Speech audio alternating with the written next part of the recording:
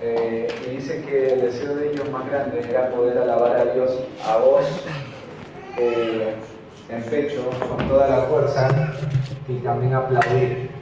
Y no podían hacerlo porque si lo hacían se iban a dar cuenta que habían canciones y lo iban a asociar a un culto cristiano y era peligroso.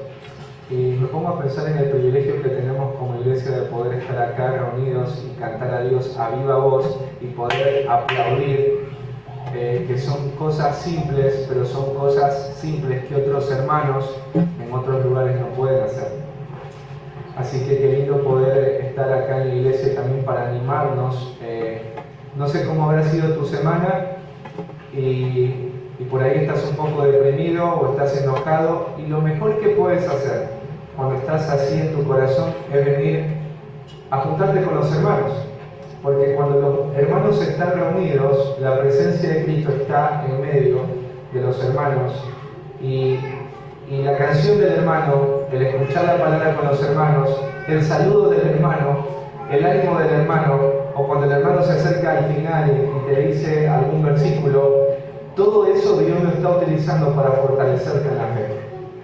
Nunca tomes en poco lo que Dios te da como recurso en tu vida cristiana para ayudarte a seguir. Los atletas, cuando están en un momento ahí a punto en un toque de calor, ¿no es cierto? Ellos están anhelando que en el camino haya una mesa con agua, ¿no? Y ellos, cuando están en esa mesa con agua, agarran el vaso de agua, la toman y siguen corriendo, pero el vaso de agua les ayuda en medio de lo que están viviendo, ¿no es cierto? Les fortalece. Pasa lo mismo en ese ejemplo con la iglesia y este tiempo. Por ahí estás en la vida corriendo con mucho estrés, mucha presión, y necesitas la gracia para poder seguir, y la gracia de Dios en medio de tu carrera del día a día es este tiempo. Por eso nunca lo tengas en poco, siempre tenlo como la puerta abierta de Dios para invitarte, para sostenerte, para fortalecerte, para guardarte y también para adorar. Así que vamos a pedir al Señor que nos guíe en el estudio hoy de su palabra. Vamos a volver otra vez al libro de Filipenses. Alguien habrá pensado, dejamos a medias, y no, la idea es poder seguir con Filipenses y terminarlo, si Dios quiere, en julio. ¿Sí? Bendito Dios, te damos muchísimas gracias por este tiempo que nos regalas para compartir con cada uno de los hermanos, y para rogarte, Señor, que tú puedas alumbrar los ojos de nuestro entendimiento y que tu palabra pueda de esa manera cautivarnos y Señor, la podamos retener, la podamos, Señor, recordar, para que frente a todo lo que estamos viviendo nosotros podamos saber qué hacer, podamos honrarte, Señor, podamos decidir por lo que a ti te agrada y tú amas, y lo que nos guarda a nosotros. Bendice este tiempo, Señor. Gracias por tu misericordia sobre nuestra vida, sobre este barrio, sobre esta iglesia. En Cristo Jesús te lo pedimos, Padre. Amén. Bueno, vamos a abrir ahí nuestras Biblias en Filipenses.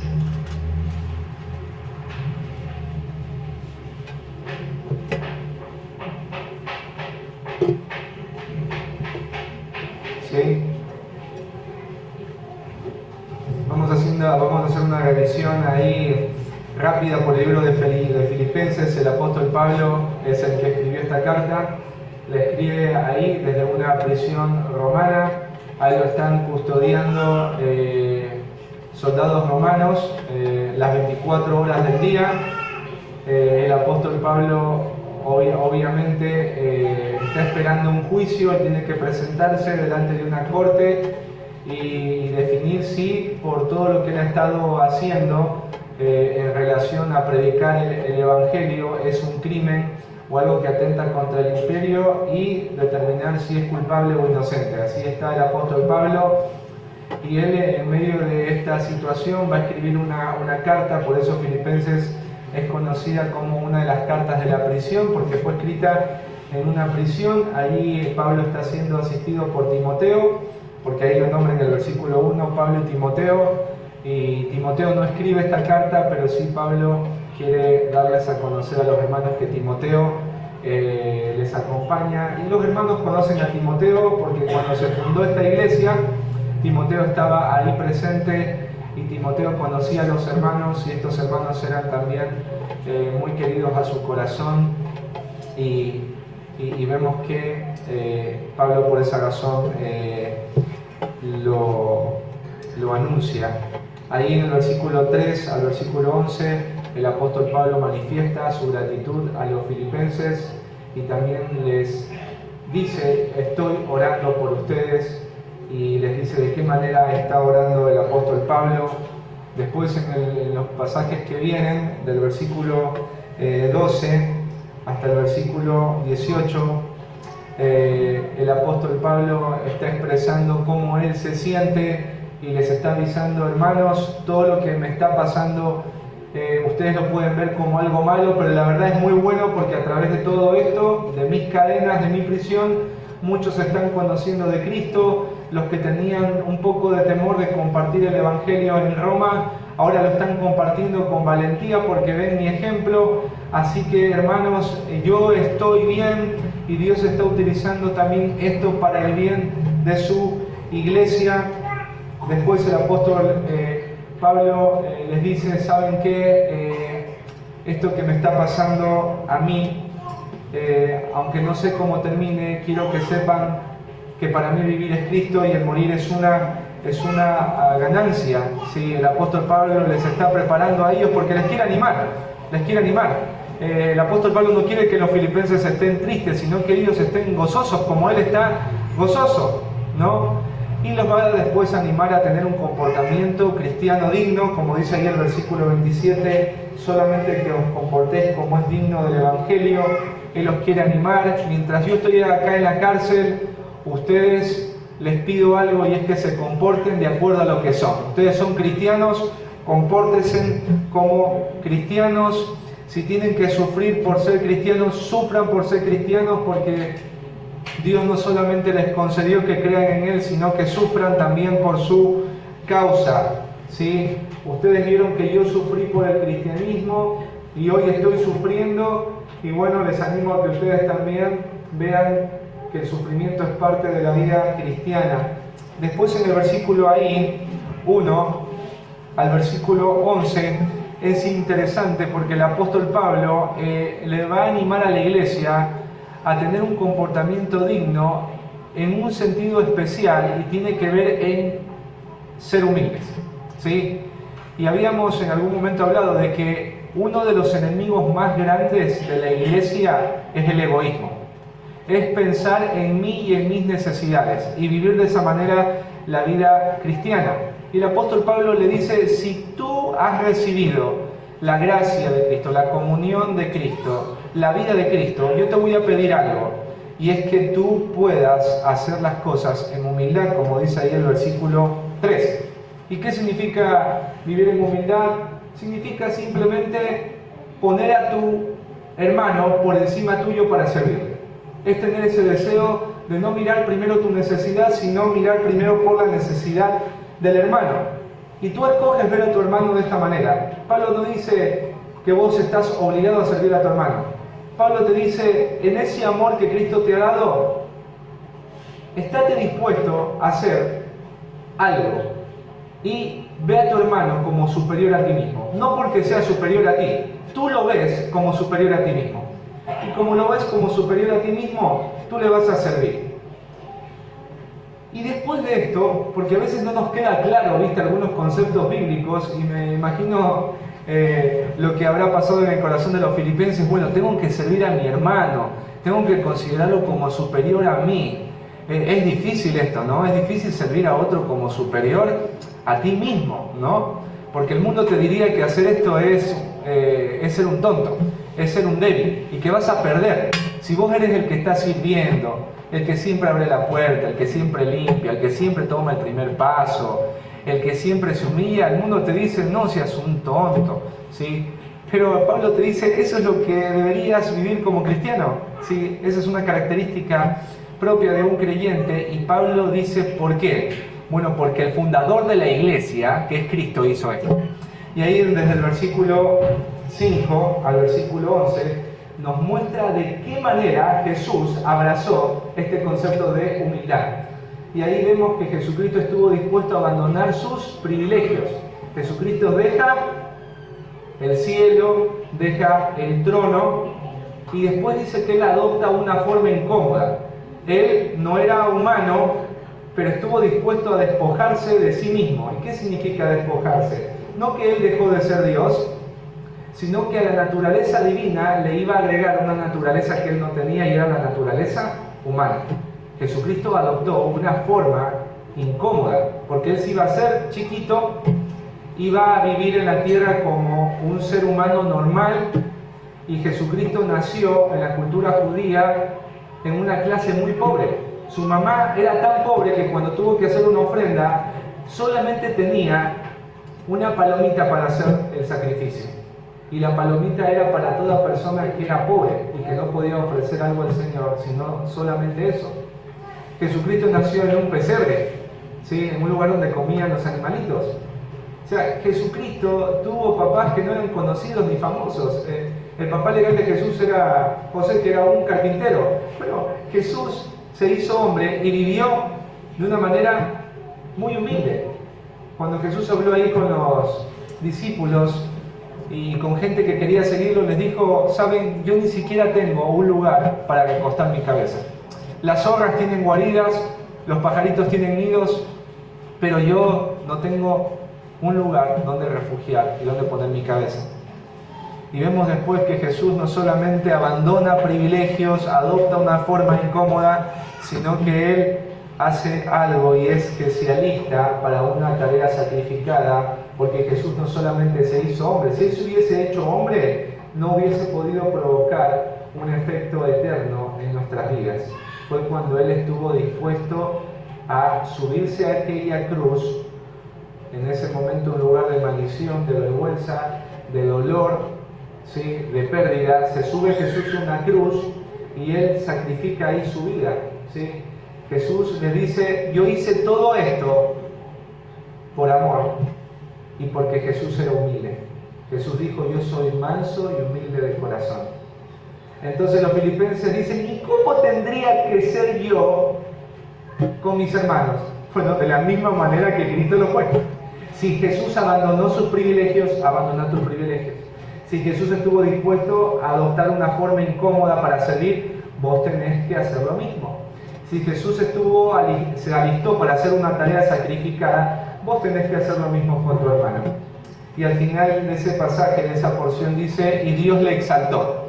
Entonces, en la dinámica de Dios, en las matemáticas de Dios, cuando vos te rebajas, vos estás subiendo. Cuando vos perdés, vos ganás. En la dinámica de Jesús, si vos querés ser el más grande de tus hermanos, tenés que ser el servidor más grande de todos ellos. ¿Viste? La dinámica de Dios funciona distinto a cómo funciona la dinámica del mundo. Entonces, frente a toda esta salvación que Dios nos ha dado en Cristo, desde el versículo 12 al 18, que vamos a leerlo, el apóstol Pablo les va a decir cómo tienen ellos que vivir esa salvación. Vamos a leer, ¿sí? ¿Qué cosa? Capítulo 2, versículo del 12 al 18. Gracias, hermana mía. ¿Sí? Capítulo 2, versículo del 12 al 18. Dice: por tanto, amados míos, como siempre habéis obedecido, no como en mi presencia solamente, sino mucho más ahora en mi ausencia, ocupaos en vuestra salvación con temor y temblor.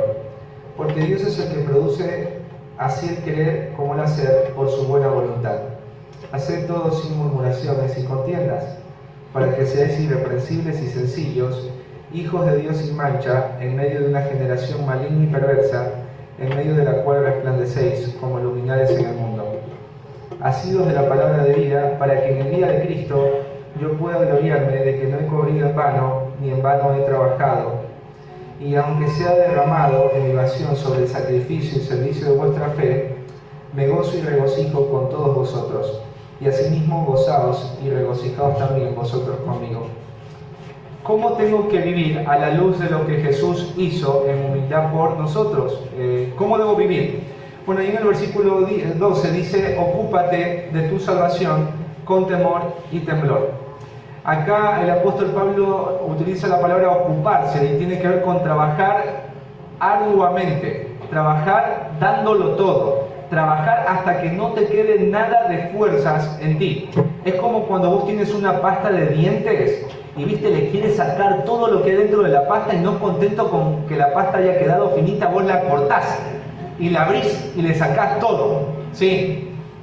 Eso sería como la palabra ocupar, entregar todo hasta la fatiga, hasta el cansancio extremo, ¿sí? Yo tengo que trabajar como creyente. ¿Y en qué tengo que trabajar? Dice aquí el apóstol, en tu salvación, ¿sí? Trabajar en la salvación no significa que vos tengas que trabajar y esforzarte para ganarte la salvación, porque la salvación no es por obras. La salvación no es por obras. Vos puedes esforzarte mucho y aún así no tener la salvación, porque la salvación es gratuita. Pero trabajar en la salvación significa hacer que esa salvación produzca fruto, que esa salvación llegue a ser lo que tiene que ser en tu vida. Cuando vos te compras una plantita, ¿no es cierto?, de tomate, vos tenés ahí la plantita, pones la semillita, ¿y qué esperas que después te salga de esa plantita de tomate, de esa semillita? ¿Cuál es el resultado que vos esperás? Pregunta 1, ¿esperas que le salga solamente hojas? Pregunta 2, ¿esperas que solamente le salga flores? Pregunta 3, ¿esperas que le salga frutos, tomates para hacerte un guiso? ¿Qué opciones? A ver, la 1, la 2 o la 3. La 3, exacto, vos esperas que le salga fruto. Bueno, trabajar para la salvación significa que tu salvación llegue a ser lo que tiene que llegar a ser, y eso es una responsabilidad tuya. Diego, aún no me queda claro. Significa que trabajar en la salvación es que tu vida llegue a ser parecida a la vida de Cristo. Tú tienes que hacer todo lo que está a tu alcance para parecerte a Jesús. ¿Por qué te llaman a ti cristiano? Pregunta 1, porque asistes a una iglesia cristiana. Pregunta 2, ¿sí?, porque eres miembro de la iglesia cristiana del Parque del Luar. Pregunta 3, porque te tenés que parecer a Cristo. Opción. La 3, ¿eres cristiano por qué? Porque te tenés que parecer a Cristo. Y para parecerte a Cristo tienes que hacer algo, y es luchar con el pecado. Sí, hermano, exactamente, luchar con el pecado. ¿Sí? ¿A quién le gusta luchar con el pecado? Alce la mano. ¿Están seguros que eso es lindo? Sí, ya les voy a poner un ejemplo para ver si les gusta. A ver, ¿a quién le gusta hacer dieta? Para bajar de peso. ¿Es lindo hacer dieta? No, pero es lindo cuando te queda el short en el verano. Es lindo cuando te ves en el espejo y vos dices... Es lindo cuando te sacás la selfie y no tenés que hacer movimientos para que no se te noten cosas que no quieres que se te noten. O utilizar filtros para que te bajes 5 kilos. Ahí es lindo. Bueno, trabajar en la salvación significa trabajar en tu santificación. Y eso es luchar con el pecado. ¿Sí? ¿Qué significa luchar con el pecado? Significa luchar con todo aquello que vos sabes que te impide ser como Jesús. Por ejemplo, ahí en Efesios, mirá.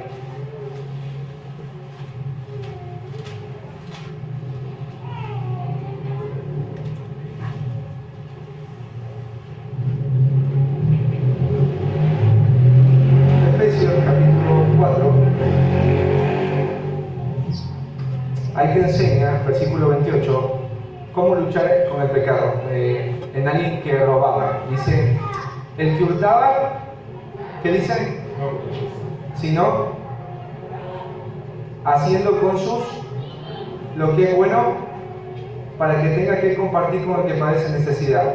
Entonces, el hermano que tiene una tendencia a quedarse con cosas que no son de él, ¿cómo lucha el hermano? Bueno, primero, le dice no robe más. Hermano, usted no tiene que robar más. está luchando, ¿sí? Pero todavía no ganó. Segundo, trabaje haciendo con sus manos lo que es bueno. No robe, hermano, no robe más. ¿Está bueno? ¿Pero es suficiente? No. ¿Qué tiene que hacer después este hermano? Laburar. Sí. Imagínate, él antes quería algo, ¿qué tenía que hacer? Robar. ¿Y ahora qué tiene que hacer para conseguir algo? ¿Cuántos días a la semana? Sí, de lunes a sábado. ¿Cuántas horas? 10 horas, 12 horas, ¿sí? ¿Está bueno que el hermano haga esto? Pero todavía no llegó a luchar. Todavía está cerca. ¿Y después qué le dice?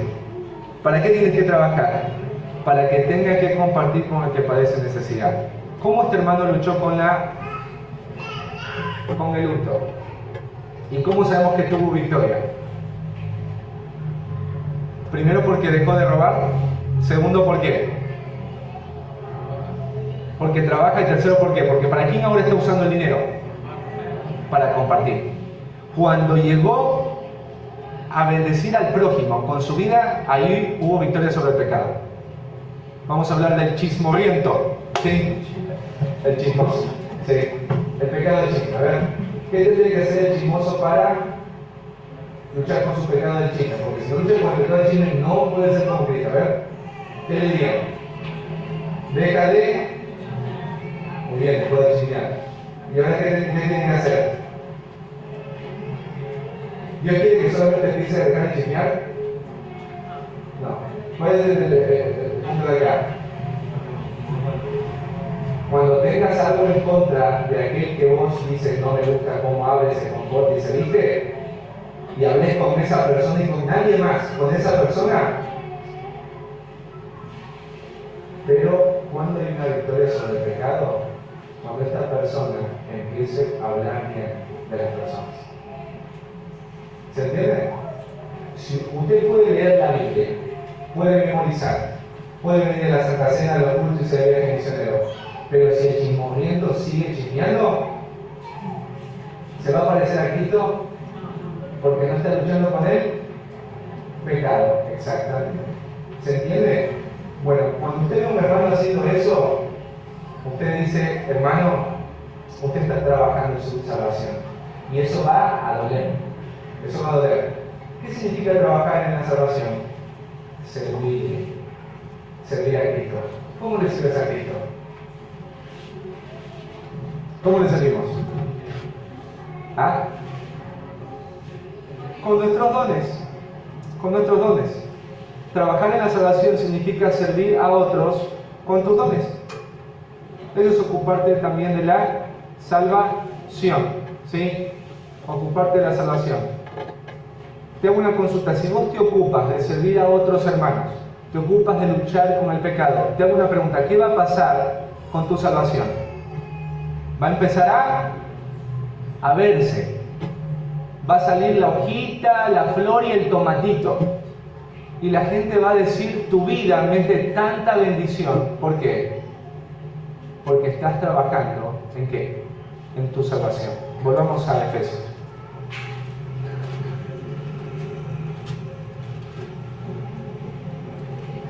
Perdón, Filipenses. Filipenses ahí, capítulo 2. Y ahí en el versículo 13 dice, porque Dios es el que produce en vosotros el querer como el hacer para hacer su buena voluntad. Cuando vos empiezas a querer trabajar en tu salvación, a veces hay personas que dicen, Diego, esto es imposible, yo tengo una lengua muy loca, ¿sí? Yo no puedo dejar de chismear, me sale natural, ¿sí? Es parte de mi personalidad, no puedo, ¿sí? Bueno, acá dice Pablo que el Señor te da el querer como el hacer para dejar de ser así. Él te pone el deseo y Él te pone también el poder para dejar de hacerlo, ¿sí? Para que se haga su voluntad. Entonces, tienes que ocuparte de tu salvación.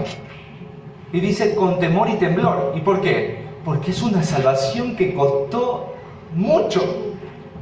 Y por la persona que te dio esa salvación. Cuando algo te cuesta mucho, vos lo cuidás. Cuando algo cuesta mucho, vos lo pones en un lugar para que no se quiebre.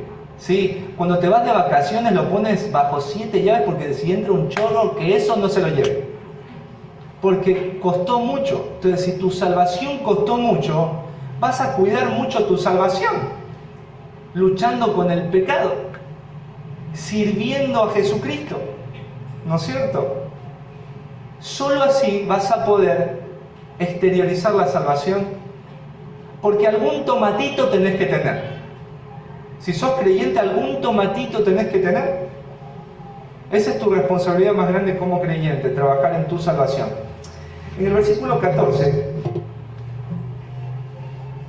el segundo punto tiene que ver con trabajar en tu salvación sin murmurar y sin pelear. ¿Sí? Uno diría, ¿por qué dice esto el apóstol Pablo? Claro, imagínate. ¿Sí? Dios dice, yo quiero lo que piensa Cristo, lo que piensas tú. ¿Sí? Yo pienso que Dios quiere que yo sea feliz. Amén, hermanos. Eso no es amén, ¿sí? Porque eso no es lo que ¿sí? Eso es lo que nosotros queremos. ¿Qué es lo que piensa Dios? Yo te quiero hacer como Jesús. Porque así vas a quedar verdaderamente bello. ¿Sí? Eso es lo que piensa Dios. ¿Y Dios qué hace? Como Él es soberano, Él es que te levantas hasta que te acuestas, Él te va a rodear de personas, de circunstancias que no te van a gustar, que te van a producir desde bronca a depresión, desde querer abandonarlo todo hasta cansancio. Dios va a hacer eso. ¿Sí? Dios va a hacer eso. ¿Por qué? Porque Dios quiere trabajar ¿en dónde? En tu salvación. Estoy seguro que cada uno de ustedes quisiera que Dios quite algo de su vida para poder estar más tranquilos. Y Dios dice, pero si es un regalo que te estoy dando. ¿No dice regalo? Los regalos no deberían doler. Bueno, ese regalo sí duele, pero es un regalo que duele, pero al final te cambia. ¿Sí? Y por eso dice Pablo, hace todo sin murmurar y contender. ¿Por qué? Porque cuando algo no te gusta, ¿qué empiezas a hacer primero? ¿Empezás a? ¿Qué hacemos? Nos quejamos, ¿no? Empezamos a quejarnos. ¿Quién se ha quejado delante de Dios cuando Dios te pone algo que no te gusta? Somos como los niños. Mami, ¿qué vamos a comer? Sopa de brócoli. ¿Sí? ¿Qué hace tu hijo? Primero empieza a quejarse. Y lo segundo, empieza a argumentar. ¿Sí? Que es contender, a pelear contigo. ¿Qué mamá no pelea con su hija? A ver. ¿Sí? Mi esposa es la única que no pelea con sus hijas.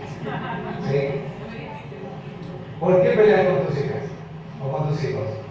Porque vos querés hacerle algo bien y tu hijo ¿cómo lo ve? Como malo. Y empieza a quejarse y empieza a pelear contigo, ¿sí o no? ¿Sí? Y a ti te duele que tu hijo pelee contigo. Y tú dices, pero hijo, yo quiero lo mejor para ti. No, y vos sos mala, y vos querés estar muy encima. ¿Sí? Yo quisiera estar en esta casa cuando cumpla 18 años me voy. ¿Sí? Y tenía 6 años la niña, ¿no? ¿Sí? Bueno, Dios es tu Padre y Él pone situaciones, Él te pone sopas de brócoli, ¿sí? Te hace peinados que no te gustan, te pone personas que vos quisieras bloquearlas como has bloqueado a muchos del WhatsApp, ¿no es cierto? ¿Sí? No quieres más saber de sus estados, ¿sí? Porque son tóxicos. Pablo te dice, haz todo lo que tienes que hacer, que Dios está poniendo para tu salvación, sin murmurar ni contender. No murmures ni te quejes de lo que Dios está usando para hacerte como Jesús. ¿Qué es lo que Dios está hoy usando en tu vida para hacerte como Jesús y te duele? Jesús te dice, deja de quejarte de eso y deja de pelear conmigo, porque yo quiero usarlo para trabajar en tu salvación. Yo quiero lo mejor para ti. ¿Sí? Y después, el autor sigue, dice, para que seáis irreprensibles y sencillos, hijos de Dios sin mancha en medio de una generación maligna y perversa, en medio de la cual resplandecéis como luminares en el mundo. ¿Por qué tengo que hacer todo sin murmuraciones y sin contiendas? Bueno, porque hay alguien que te está viendo y es el mundo. Porque ¿sabías que el mundo a ti te ve? ¿Sí? Cuando vos estás como laburante en una fábrica y se enteran tus compañeros que son cristianos, que eres cristiano, va a ser difícil. Te van a mirar todo, desde cómo te lustraste los zapatos hasta cómo respondes a los chistes que te hacen, te van a empezar a observar. Y ellos observan también tu vida. ¿Y sabes cuándo la observan? Cuando tienes problemas, cuando tienes dificultades. Ahí ellos empiezan a ver más tu vida para ver si realmente es genuino lo que vos crees. Y dice Pablo, ustedes están en medio de una generación maligna y perversa. Ustedes tienen que resplandecer como luces. Pero si ustedes se quejan y murmuran, ustedes no van a ser luminares. ¿Sabes? Hay gente cristiana, pero en el mundo antiguo, que creyó en Jesús, sobre todo en los tiempos de la... Si ustedes se ponen ahí en el YouTube, ponen ahí héroes de la fe, está el dibujito, si ponen ahí la historia de Perpetua, ¿se van a acordar? Héroes de la fe, Perpetua. Bueno, Perpetua fue una mártir por ser creyente. Y él y sus compañeros, después de un proceso, ahí en la corte romana fueron llevados al Coliseo, todos ellos fueron comidos por osos, por jabalíes, por panteras, ¿sí? Y al final los terminaron matando con espada romana. Y el carcelero estaba ahí viendo la fe de estas personas, porque el carcelero decía, ¿cómo pueden estar durmiendo en paz? ¿Cómo pueden estar riendo y cantando? Y el carcelero era un pagano, tenía a sus dioses, ¿viste? Ahí lo ves en los dibujitos. Y al final vos ves que este carcelero arroja todos sus ídolos y él mismo se hace un creyente de Jesús. ¿Por qué pasó esto? Porque Dios estaba utilizando el martirio en la vida de Perpetua y sus compañeros de prisión para hacerlos más como Cristo. E iba a ser muy doloroso. ¿Y quién estaba mirando a Perpetua y a sus compañeros? El carcelero. ¿Y qué era el carcelero? Un pagano, un idólatra. Y como vio la actitud de Perpetua y sus amigos, que no había murmuración ni queja, eso le llamó la atención. Ellos fueron luz en esa oscuridad. ¿Sabes por qué muchos hijos no creen en lo que dice la Biblia? Porque en los momentos de dificultad sus padres empiezan a renegar de Dios, a quejarse de Dios, a hablar mal de Dios y a ir en contra de Dios. Entonces los hijos dicen, mi papá dice esto, mi mamá dice esto, pero en este tiempo de dificultad están respondiendo así. No puede ser entonces verdad lo que ellos dicen. Entonces papá y mamá dejan de ser luz, se apaga el foco. Ahí en el verso 16 dice asidos, ¿sí? Agarrados de la palabra de vida para que en el día de Cristo yo pueda gloriarme de que no he corrido en vano ni en vano he trabajado. Pablo les está diciendo, en medio de todo lo que están viviendo y Dios está utilizando para trabajar en su salvación, ¿sí? Agárrense fuerte de la palabra, ¿sí? Significa, pase lo que te pase, vos seguís obedeciendo lo que Dios te dijo. Aunque tengas que venir el domingo arrastrándote, vos seguís haciendo lo que Dios te ha dicho. Seguí obedeciendo, seguí perdonando, seguí orando por tus enemigos. Seguí haciendo lo que Cristo te manda hacer. Agárrate de la palabra, pero no en el sentido de que la leas, sino en el sentido de que la obedezcas. Porque obedecer la palabra, cuando tu vida es como una película de Disney, y a mí me encanta obedecer a Dios cuando todo en mi vida está bien. ¿A quién le gusta obedecer a Dios cuando todo en nuestra vida está bien? ¿Sí? A todos. ¿Por qué? Porque es fácil. Pero Pablo les está diciendo, ustedes tienen que obedecer y agarrarse de la verdad y practicarla cuando los momentos son muy difíciles. Muy difíciles.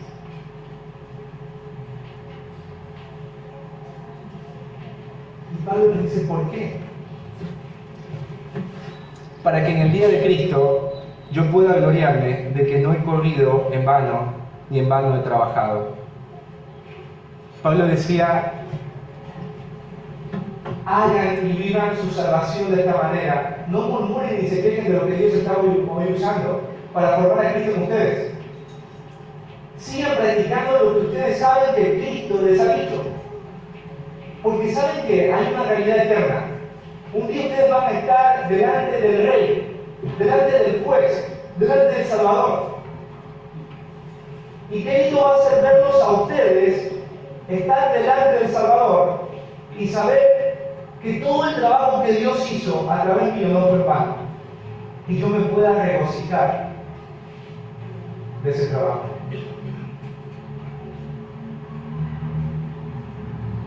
Porque, ¿sabes? ¿Quiénes son papás acá? ¿Sí?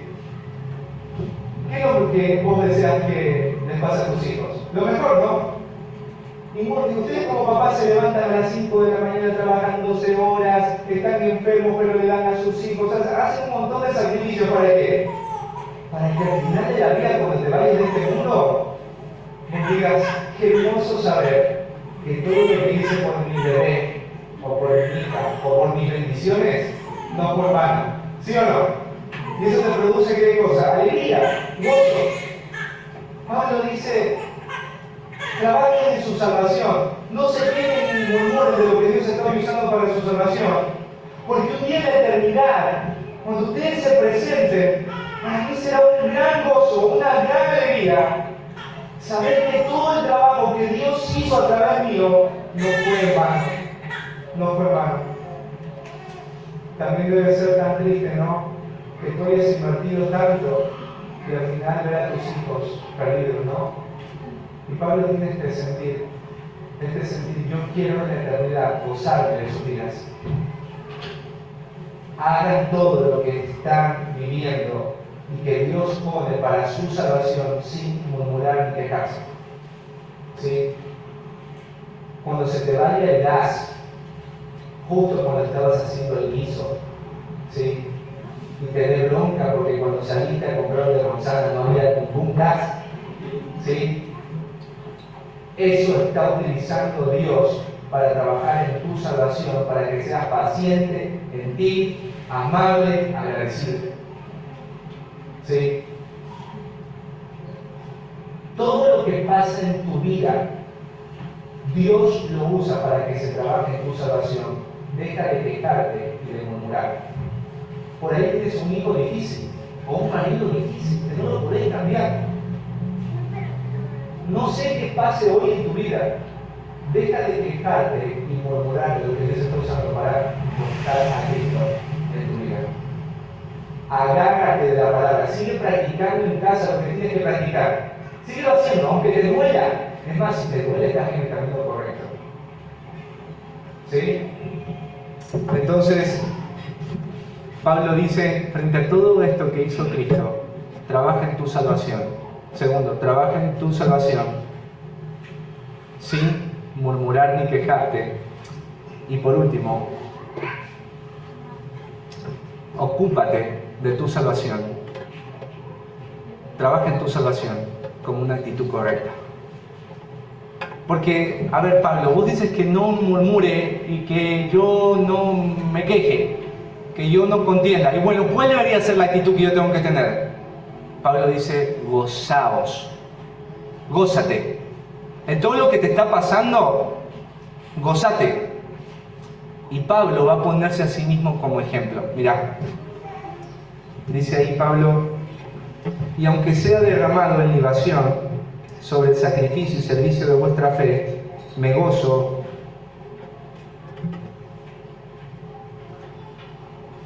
y regocijo con todos vosotros, y asimismo gozaos y regocijaos también vosotros conmigo. Bueno, Pablo aquí está hablando de una posibilidad. Él está en prisión y él no sabe cuál va a ser el veredicto. Pero Pablo, aunque no sabe cuál va a ser el veredicto, Pablo les dice, si el veredicto de César afirma que yo debo morir por haber predicado esta verdad que a ustedes los ha salvado, dice, yo estoy dispuesto a que eso suceda. Pero ahí la figura que Pablo utiliza tiene que ver con ser derramado en libación sobre el sacrificio y servicio de vuestra fe. Bueno, en el Antiguo Testamento, cuando vos ibas al sacerdote, vos llevabas ahí tu corderito, el sacerdote lo cortaba de una manera especial y sobre el altar se ponía lo que Dios había determinado, las grosuras, ¿no es cierto?, las partes que Dios había dicho.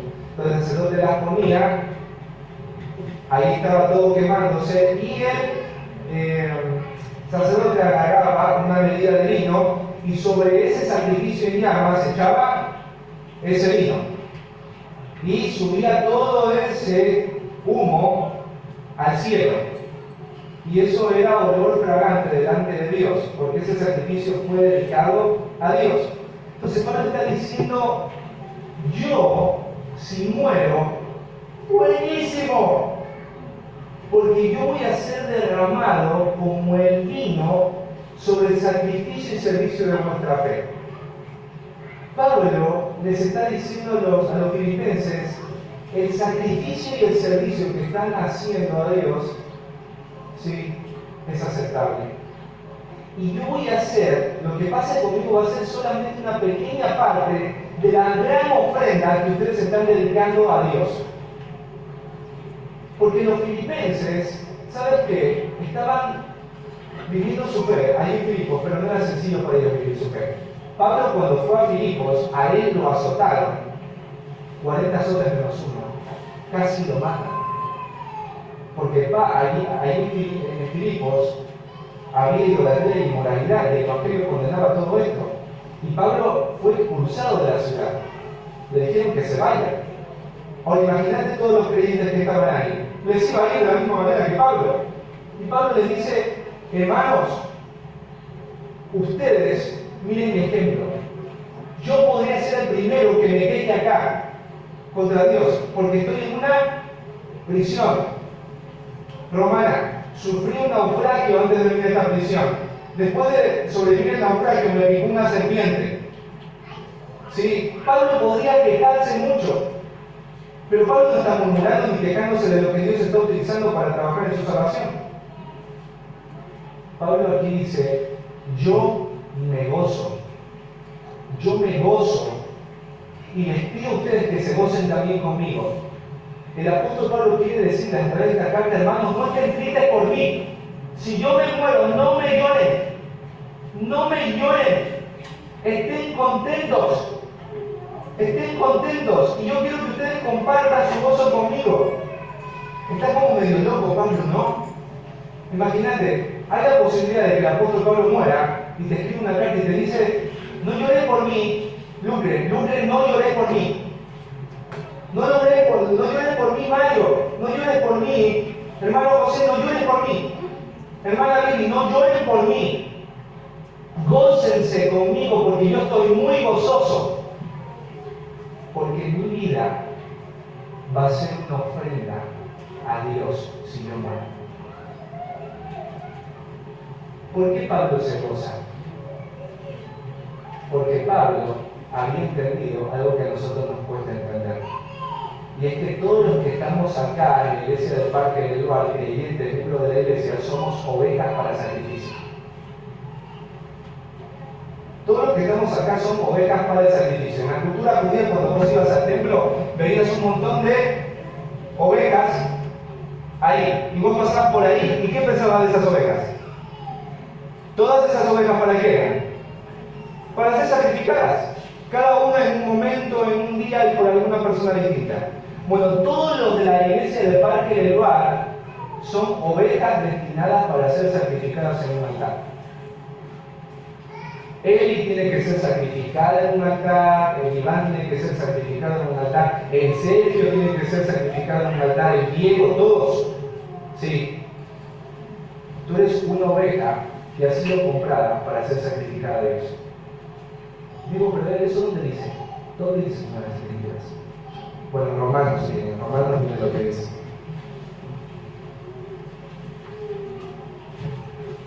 Romanos 12, versículo 1.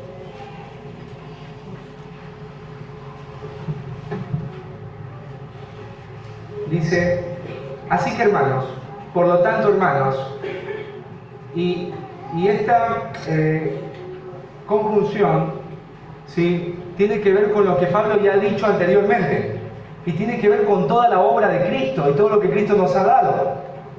¿Sí? ¿A qué debería llevarme eso? Hermanos, yo les hago un ruego, y este ruego es una orden. Os ruego por las misericordias de Dios, por todo lo que Dios te ha dado en Cristo, que presentéis vuestros cuerpos, o sea, que presentes tu vida como un sacrificio vivo, santo, agradable a Dios, que es vuestro culto racional. Entonces Pablo dice, hermanos, Dios fue bueno, hermanos, Dios fue bueno, Dios fue misericordioso, Dios te dio a su Hijo. ¿Qué dicen, hermanos? Sí. ¿Creen en el versículo que dice, de tal manera amó Dios al mundo que dio a su Hijo? ¿Lo creen? Dios nos ama. Te sientes amado por Dios. ¿Sabes que Dios te ama? ¿Y ahora qué hacemos? Pablo te dice, bueno, meluarenses, presenta tu vida, todo tu cuerpito, a Dios, para que Dios lo use como un sacrificio dedicado a Él. Esto que Pablo está diciendo es muy incómodo, porque te está diciendo que tu vida ya no es tuya, sino que tu vida es de Él, y que Dios quiere que tu vida arda para Él. En el Antiguo Testamento, cuando tenías a la ovejita, ¿sí?, no es que la ovejita la agarraban así, a la ovejita Pepita, ¿no?, y la ponían ahí en el altar. No, la Pepita la cortaban en pedazos, a la Pepita la abrían, había sangre, ¿sí? La Pepita gritaba, y a la Pepita después cortada en partes la ponían sobre el altar, y la Pepita toda era, ¿sí?, toda ella era quemada. Descansa en paz, Pepita. Bueno, Pepita era un sacrificio. ¿Sabes? Yo me he quejado muchas veces de lo que tengo que hacer como pastor. Y he murmurado y le he dicho a Dios, basta. Porque servir a Dios no es sencillo. ¿Sí? A veces me canso de ser el portero también de la iglesia. ¿Sí? De abrir todas las puertas, de cerrar todas las puertas. Y a veces en las fiestas, cuando todos van, quedarme a lavar los platos, y saber que muchos de ustedes pudieron lavar los platos, de saber que estoy 3 horas con ustedes, y a veces no puedo estar con mis hijas por estar con ustedes. Y a veces estoy con algunos y otros piensan que no estoy haciendo bien mi trabajo. Es duro. Y yo empiezo a quejarme y a murmurar en lo que Dios está utilizando para mi salvación. ¿Y sabes por qué lo hago? Porque me olvido que soy una oveja que fue comprada para un sacrificio. Servirle a Dios te tiene que doler, te va a doler. Pero hoy estamos en la época del facilismo. No queremos sufrir, no queremos llorar, queremos hacer lo que nos gusta, lo que nos hace más fácil. No, así no funciona la vida cristiana. Si usted le dice al Señor, soy tuyo, el Señor te dice, permite que te ponga en el altar. Y altar implica que Él te corta. Venir al altar implica que Él te va a consumir todo, te va a consumir tu tiempo, te va a consumir tu salud, te va a consumir enteramente, porque sos un sacrificio. Y Pablo ahí por eso dice, me gozo y me regocijo, ¿sí? ¿Por qué? Porque estoy siendo usado de la manera en la que debería ser usado, como una oveja para un sacrificio. Y en el versículo 18 le dice: asimismo, hermanos, gozaos y regocijaos también vosotros conmigo. Pablo le dice: yo me gozo por lo que me va a pasar. Gócense ustedes conmigo, quiero que compartan conmigo este gozo que tengo. Y Pablo le dice: ustedes también gócense y compartan conmigo su gozo. ¿Qué significa esto? Hermanos, hoy soy yo el que está en la cárcel y puede morir. Mañana van a ser ustedes. Y cuando les pase, gócense también ustedes, como yo me gocé, y compartan ese gozo con los hermanos, porque estamos puestos en el altar para ver para Dios. ¿Sabes? Estuve buscando pastores que se han suicidado en el ministerio, porque para mí no ha sido fácil ser pastor de la iglesia. No me estoy quejando, pero sí lo he hecho. Y hubo un pastor de Brasil que dejó una carta antes de quitarse la vida. Mirá lo que le escribió: no importa lo que hagas por ellos, nunca te van a agradecer. No importa que postergues a tu familia por entregarte a ellos, es tu deber, dirán. Y te criticarán porque prefieres a tu familia o porque los pospones. Te criticarán porque predicas, porque oras, porque ayudas al necesitado, porque no estuviste para sus cumpleaños, etc. La gente siempre se olvidará de todo lo que haces por ellos. Se enojarán contigo, tomarán su familia y se irán de la iglesia sin decirte adiós, ni mucho menos gracias. El ministerio duele, hace daño, vives en soledad y depresión constante. La gente no se interesa por su pastor ni por lo que le pueda suceder o sufrir. Si te enfermas dirán que estás en pecado. Si te va mal en las finanzas dirán que administras mal el dinero. Si tienes conflictos en el matrimonio dirán que no eres un buen sacerdote de tu hogar. Si se va la gente dirán que es tu culpa. Si tus hijos se desvían dirán que tus hijos son demonios o qué clase de padre eres. Al final nadie escapa del pastor. A nadie le importa su vida ni sus necesidades. Fueron las últimas palabras del pastor Julio César da Silva antes de quitarse la vida frente a la realidad que vivía. Esto es de un pastor. Dios puso al pastor ¿para qué? Para que a través de todo lo que pasa con los hermanos, este pastor llegue a ser como Cristo. Pero este pastor no estaba gozoso como Pablo, porque olvidó que si duele, que si quema, que si incomoda, debo gozarme, porque soy una oveja comprada a precio de sangre y que está puesta en un altar, y en ese altar estoy abierto para Dios.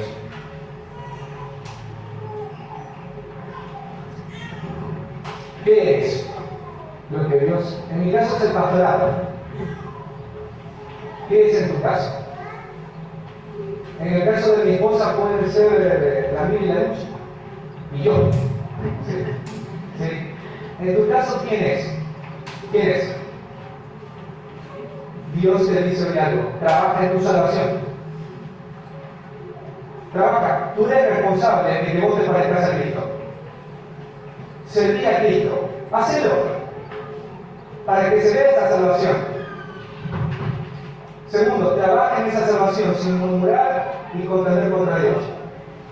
No murmures más, no te quejes más. Si algo te cuesta en la semana, vos inmediatamente pensás: Dios está trabajando en mi salvación. Si eres profesora y está el alumno ahí para la orilla, sí, la orilla,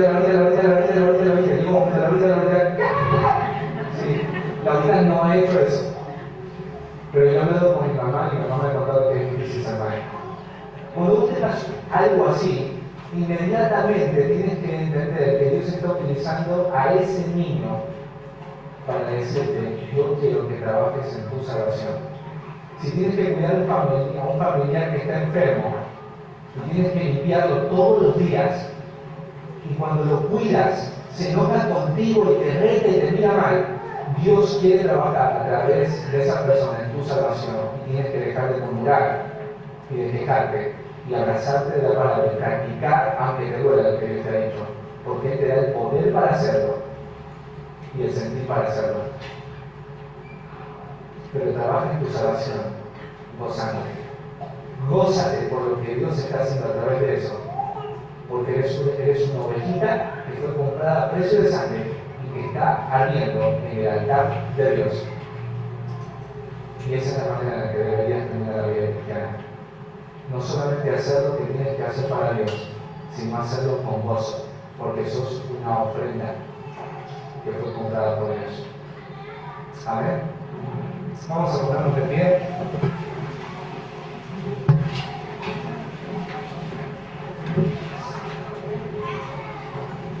Así que Iglesia Parque del Bar, ¿estamos dispuestos a trabajar en nuestra salvación? ¿Sí? ¿Amén? Sí, amén, amén, porque eso es lo que el Señor nos manda. ¿Sí? ¿Esta semana te vas a dejar de quejar y murmurar por eso que Dios está usando? ¿Ah? ¿Se están pidiendo vosotros? Sí, sí. ¿Quién te va a ayudar para dejar de hacerlo? ¿Ah? ¿Quién te va a ayudar? El Espíritu Santo. Dios pone en ustedes el que Él cómo de hacer. En eso que te duele, ¿lo vas a utilizar como un justificativo para no obedecer al Señor? ¿Lo vas a usar? No lo permitas, porque sos una luz. Si te apagás, eso es lo que le muestras a la gente que te está observando. Y lo vas a hacer así con resignación o con gozo. Porque ¿qué eres tú? ¿Qué cosa? Una oveja. ¿Quién te compró? ¿Con qué te compró? ¿Y para qué va a utilizar esa oveja? Para el sacrificio. Si te duele hacer lo que haces para Dios, ¿está bien? Porque sos qué cosa? Una oveja por el sacrificio. Una oveja por el sacrificio. Sí. Y el fundador de la iglesia también fue una oveja para el sacrificio. Y si el fundador de la iglesia fue esa oveja, tú y yo también lo vamos a hacer. Amén. Amado Dios y Padre Santo, te damos tantas gracias por este día y por tu palabra, Señor, porque has traído claridad a nuestros corazones para poder vivir la salvación que nos ha dado en Cristo de una manera correcta. Señor, yo te quiero rogar por cada uno de mis hermanos y también por mi corazón para que podamos recordar, Padre, que debemos ocuparnos, trabajar en nuestra salvación. Somos responsables de que esa salvación se vea, de que esa salvación pueda bendecir a otros, Señor.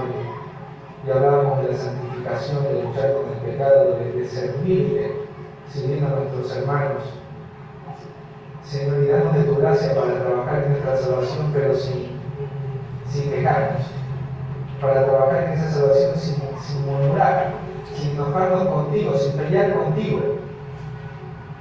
Abrazándonos, Señor, de la palabra, obedeciéndola, aunque nos duela, Señor. Porque de esa manera seremos de testimonio al mundo que no te conoce, pero de gran alegría a aquellos hermanos y hermanas que están invirtiendo en nosotros.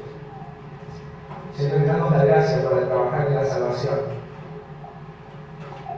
gozosos.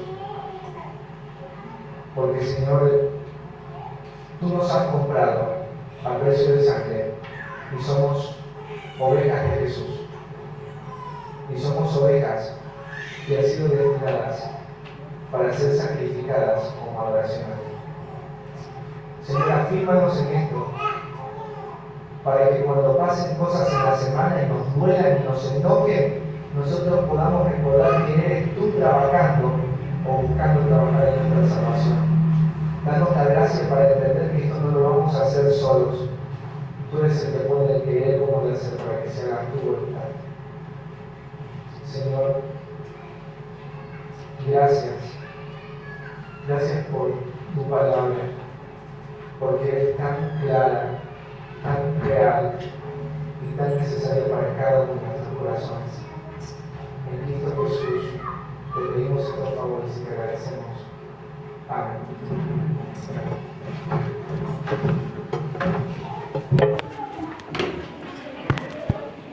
Bien, gracias, Diego. Y vamos a terminar este tiempo de culto cantando una canción más de Cristo.